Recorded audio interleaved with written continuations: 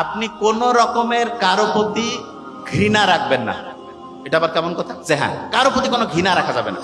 যদি আপনি ঘৃণা রাখেন তাহলে ওই ঘরে ঠিকভাবে কাজ করবেন না।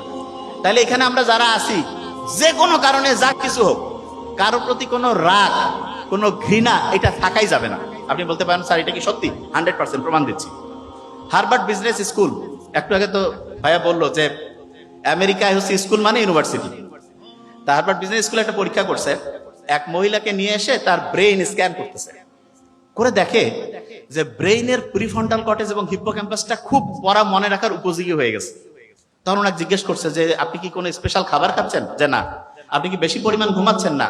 আপনি কি ডিজিটাল ডিভাইস ঠিকভাবে ব্যবহার করতেছেন? না। তাহলে আপনি কি এমন করতেছেন যে আপনার ব্রেইনের মধ্যে এরকম ঘটনা ঘটছে? তখন উনি অনেক চিন্তা ভাবনা করে বললো যে আমি একটা কাজ করতেছি। সেটা কি?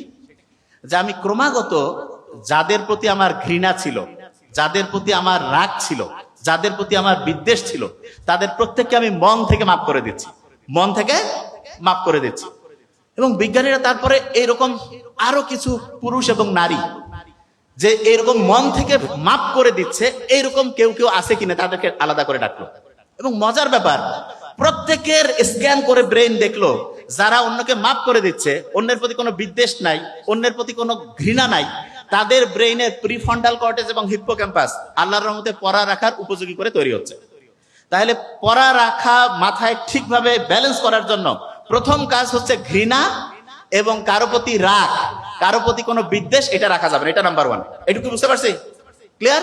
আচ্ছা, এবার দ্বিতীয় যে জিনিসটা সেটা কি? আমাদের ব্রেইনের জন্য সবচাইতে ভালো একটা খাবার হচ্ছে পানি। কি বলেন? পানি। কি কারণে? ব্রেইনের প্রায় 80% হচ্ছে পানি। 80%। আমরা অনেকে আছি না সকালবেলা উঠে পানি খাই না, কিন্তু অনেকে আছে না যে সকালবেলা উঠে পানি খাইতে তিতা লাগে। অনেকে বলবে আপনি সকালে উঠে হাফ লিটার মিনিমাম পানি প্রত্যেক দিন খাবেন, প্রত্যেক দিন। এবং পানি যখন খাবেন পানিতে কয়েক ফোঁটা পাহাড়ি লবণ, হিমালয় সল্ট এরকম বিভিন্ন নামে পাওয়া যায়, এই লবণটা যোগ করবেন। এইটা করে দেওয়ার পরে আপনি যখন ওই পানিটা খাবেন, আপনার ব্রেইন যদি পর্যাপ্ত পানি পায় তখন আল্লাহর রহমতে পড়া মনে রাখার যে দুইটা সেন্টার, যে ইনবক্স, এই দুইটা একদম তরসাদা ওয়েতে কাজ করবে। তাহলে দ্বিতীয় কাজ হচ্ছে কি? ঠিকভাবে পানি পান করা। বলি ঠিকভাবে পানি পান। আচ্ছা, তৃতীয় কাজ বুক ভরে শ্বাস নিতে হবে। নেন তো আমার সাথে একটু।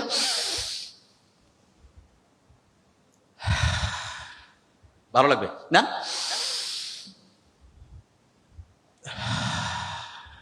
আরেকবার। যোগ ব্যায়াম করাচ্ছি না, এটা একটা অন্য জিনিস। এটা হচ্ছে কি